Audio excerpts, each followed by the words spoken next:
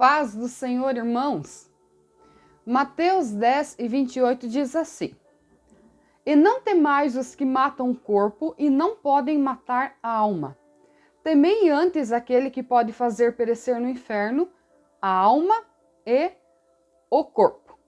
Vamos pensar um pouco nesse capítulo, quando você analisa desde os primeiros versículos as instruções de Jesus aos seus discípulos a respeito do ministério.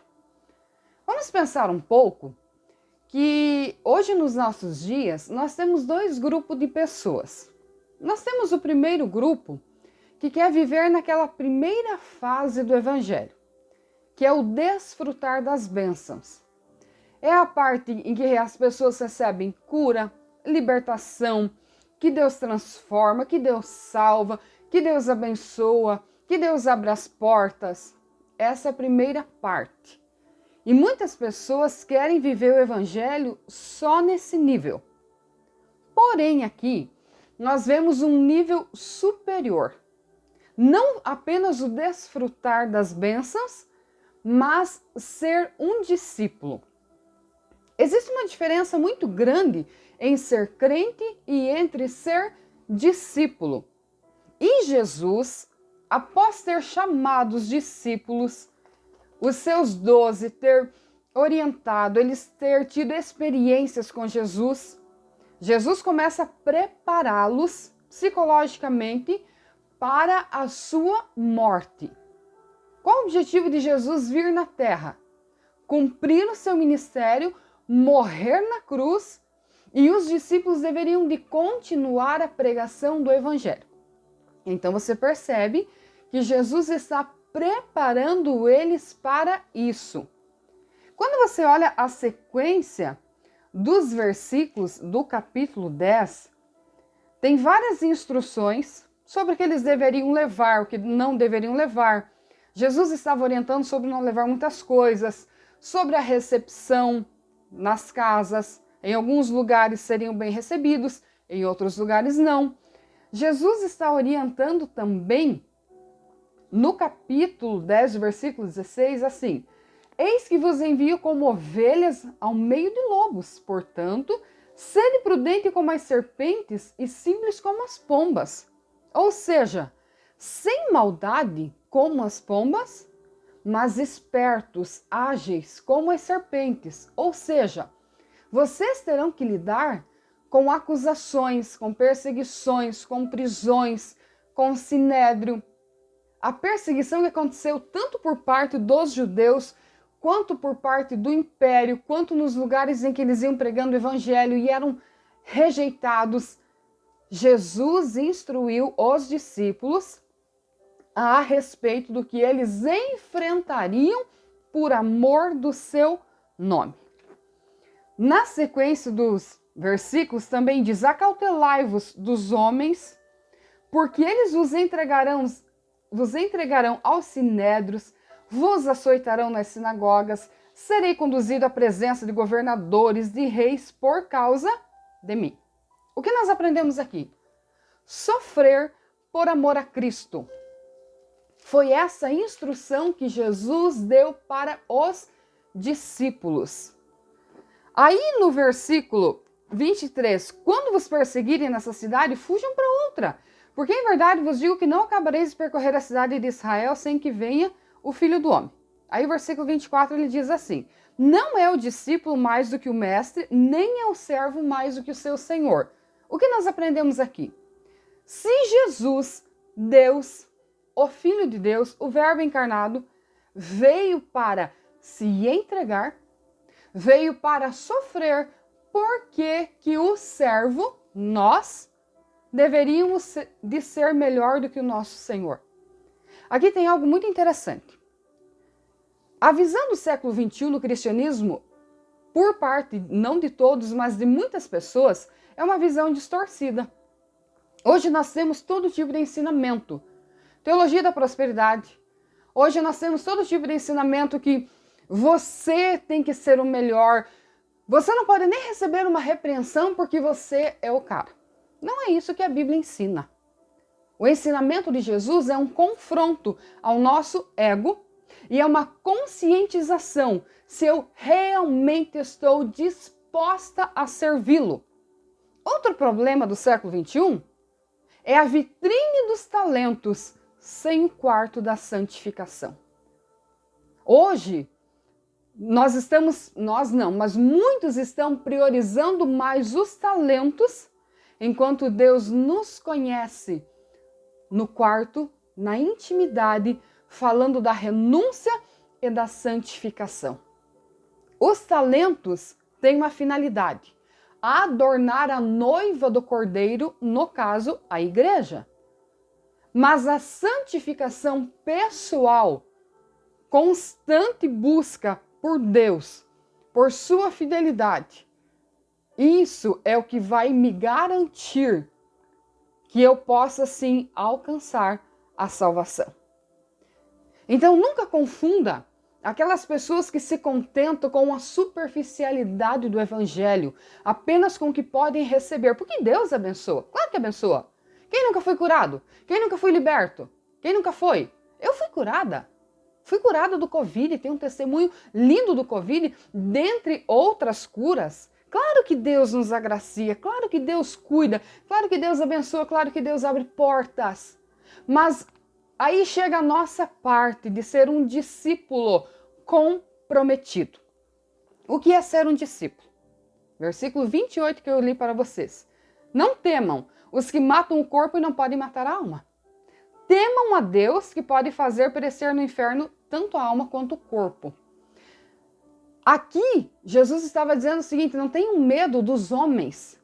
Ah, mas e se eles tirar a minha vida? A tua vida não é o teu corpo, a tua vida é a tua alma. Eles podem tocar e atingir o teu corpo, como aconteceu com todos os discípulos.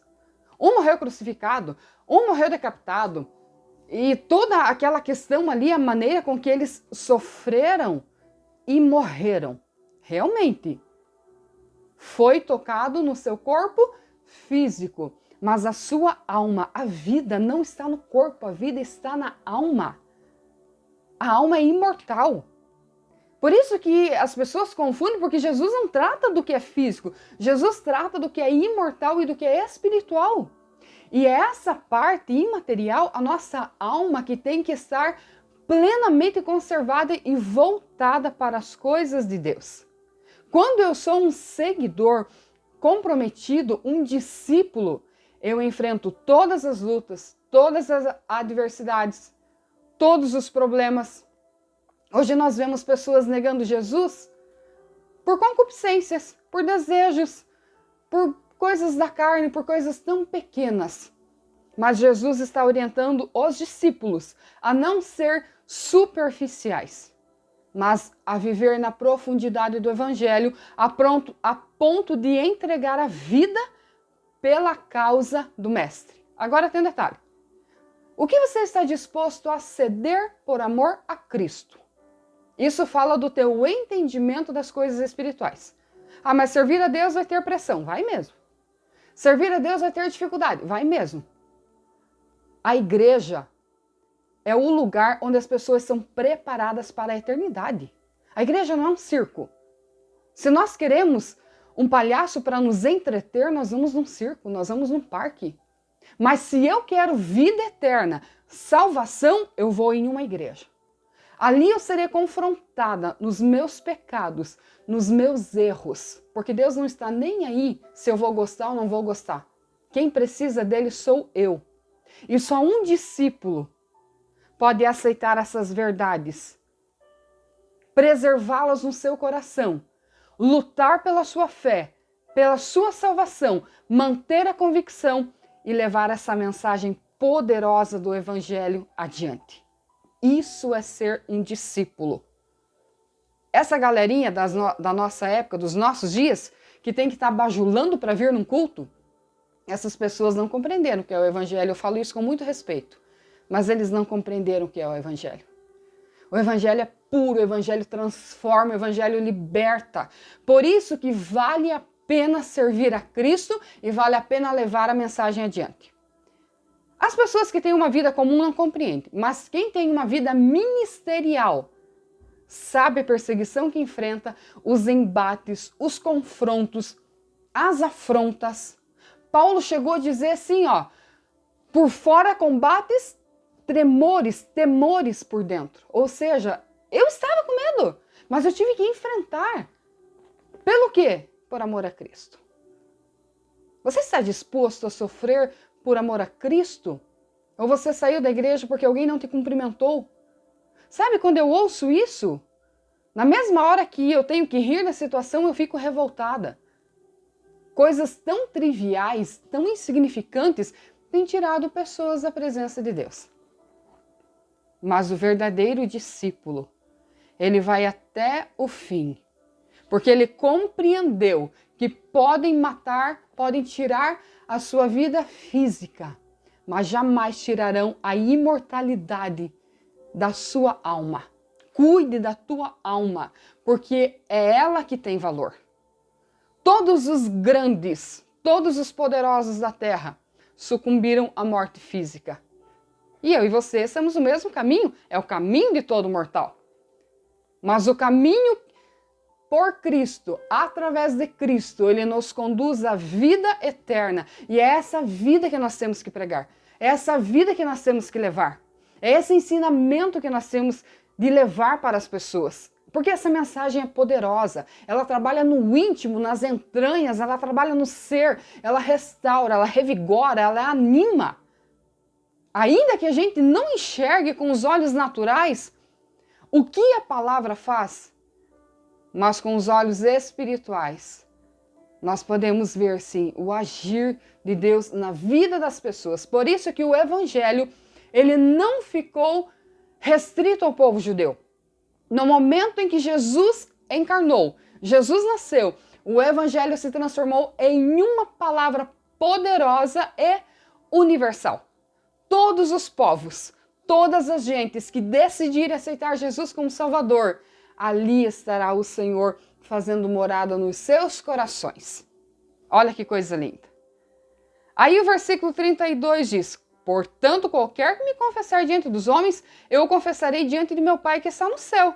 Mas qualquer que me negar diante dos homens, eu o negarei diante de meu Pai que está nos céus. Não existe neutralidade no mundo espiritual. Ou eu sirvo a Cristo, ou eu sirvo Beelzebul. Não tem como eu ficar em cima do muro quando se trata de vida espiritual. Ah, eu sou crente, mas eu não me santifico. Ah, eu vou na igreja, mas eu não estou disposta. Não existe neutralidade. A Bíblia diz, é muito claro o ensinamento, que Deus conhece aqueles que são seus, aqueles que o servam. Há diferença entre o justo, o ímpio, que serve e que não serve, entre o discípulo e entre o acompanhante. Claro que o discípulo, no aprendizado, claro que ele terá que aprender muita coisa quando ele está nesse processo.